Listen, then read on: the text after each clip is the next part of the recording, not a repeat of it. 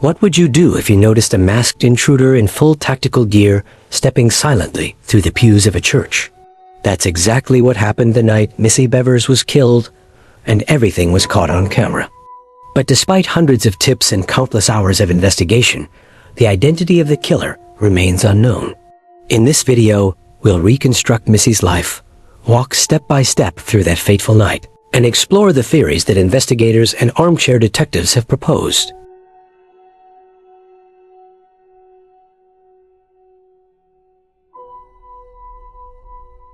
Melissa Ruth Bevers, known to friends and family as Missy, was 45 years old when she was killed.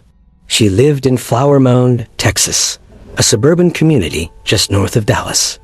A wife and mother of 2 young children, Missy was best known as a dedicated fitness instructor who taught boot camp-style classes at the River Valley Church in Kemp, Texas, about 20 miles south of Flower Mound. Missy's passion for fitness began after she overcame her own battle with breast cancer in 2009. Determined to stay healthy for her kids, she became certified as a Les Mills body pump instructor, and within years, she was leading high-energy classes attended by dozens of loyal students. Known for her positive attitude and infectious smile, she was beloved by her families at River Valley Church, where she taught twice a week as part of a free community outreach program.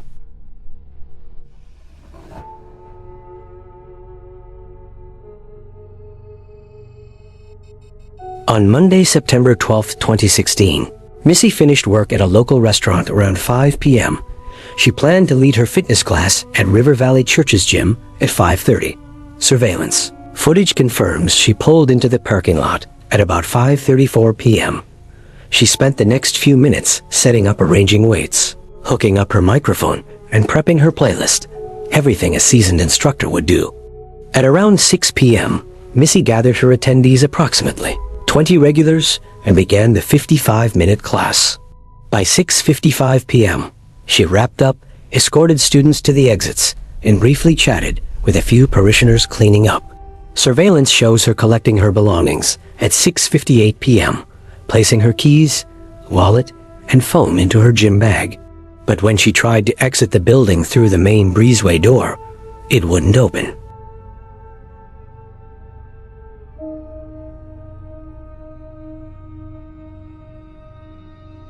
At approximately 7 p.m., a lone figure dressed in black tactical clothing appears on surveillance, armed with what looks like a small flashlight and possibly a firearm. The suspect steps silently through the sanctuary toward the gym. Investigators believe he was already inside when Missy walked up to the sanctuary door. The killer's clothing led to immediate theories. Was it someone with law enforcement training, a military background, or someone who simply bought surplus gear online? Notice the way he moves: methodical, calm, almost clinical. His face is entirely concealed, making identification impossible from the footage. At around 7:02, you see the shadow of a person inside the northern hallway window, Missy's silhouette visible just before the suspect strikes. The video doesn't clearly show the attack itself, just the flash of a knife, a silhouette, then Missy's body crumpling to the floor. Within moments, the killer drags her body slightly off-axis from the sanctuary doors, then slowly backs out of the room, vanishing into darkness. Missy was found approximately 30 minutes later by a church volunteer. She was face down, stabbed multiple times in the head, neck, and torso. Paramedics pronounced her dead at the scene. Her personal belongings, phone, wallet, keys, were untouched. Nothing appeared stolen, suggesting the motive wasn't robbery. Instead, it felt personal, calculated.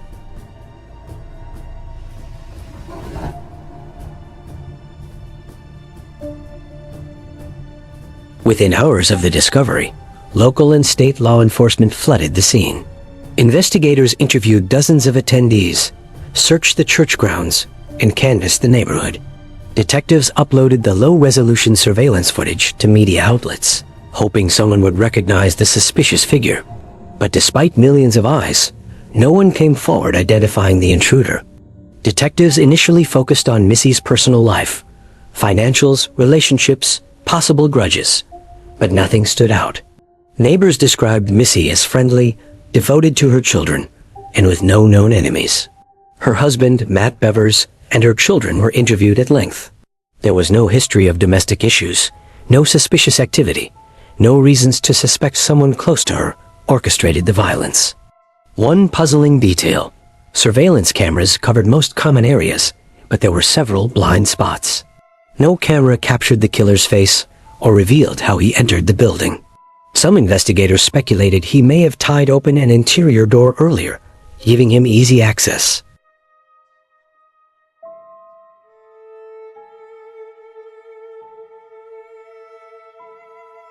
Over the following months, the Texas Rangers joined the investigation. Crime scene analysts examined the knife sheath found near Missy's body. It bore traces of tan clothing fibers and suggested the blade had serrated edges, similar to a military-style combat knife. The suspect's gear included knee pads, a tactical belt with pouches, and gloves. All these details fueled speculation. Was the killer a cop? An off-duty SWAT member? A military veteran with combat training? Investigators also released what they believed was a key detail: a second set of footprints in the sanctuary, leading toward the exit after the murder. These prints suggested the killer was wearing combat-style black boots, size around men's 9 or 10. The Texas Rangers circulated these details to tactical units across Texas, hoping someone would notice a missing set of gear or file a report of stolen equipment. Yet no matches came forward. Meanwhile, armchair sleuths on internet forums speculated wildly. Could this have been a revenge killing? A hired hit? Some even pointed to other unsolved church-related murders in Texas. Was there a serial killer targeting places of worship?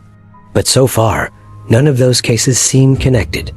One of the more chilling theories, that the killer was stalking Missy specifically, waiting until she was isolated. Her own class had ended. Other churchgoers had left. The suspect must have known her schedule. But how? Did someone tip him off? As of 2024, there's still no definitive answer.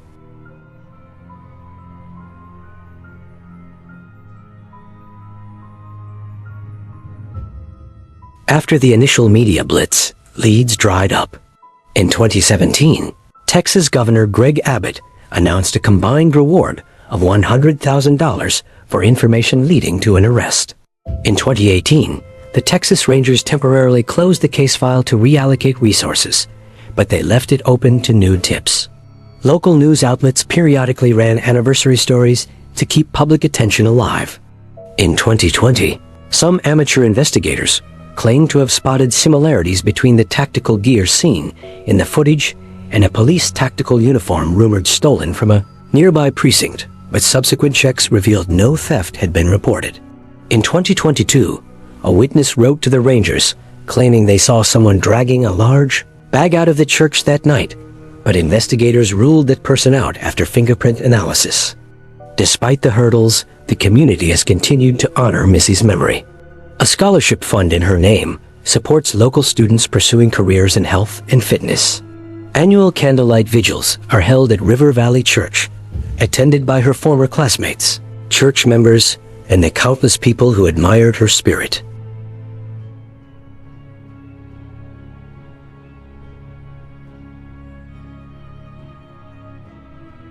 Let's analyze the key reasons this case remains unsolved 8 years later. Inconclusive surveillance, lack of eyewitnesses, and a seemingly random target. First, the footage. Though it's mystifyingly clear that somebody moved through the building in full gear, there are no identifying tattoos, marks, or facial features visible. The only clues are his gait and the way he handles his gear details that aren't precise enough to triangulate a suspect without someone tipping off authorities. Second, access. The church's doors were not locked. That evening evidence suggests the sanctuary door was left unmonitored. No car was ever seen on surrounding surveillance cameras that matched the suspect's departure. It's possible the killer arrived in a vehicle not captured by cameras, or perhaps he hid inside before classes began. Either way, his entry and exit points remain unknown. Third, motive. Without a clear motive, nothing stolen, no known threats, the murder appears entirely random. When crimes lack an obvious motive, suspects are much harder to narrow down. In Missy's case, Even those close to her struggled to identify anyone who might have harbored deep-seated resentment or obsession.